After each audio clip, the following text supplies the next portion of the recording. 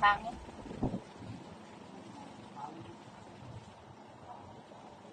Picturean mo nga. Huwag ka na tumayo.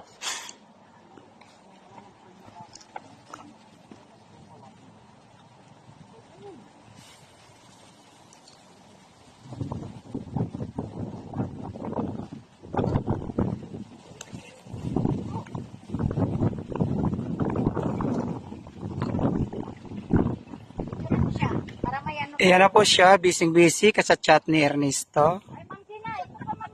Ayan o, tawang-tawa. Nagkaroon siya ng signal. Chat agad kay Ernesto.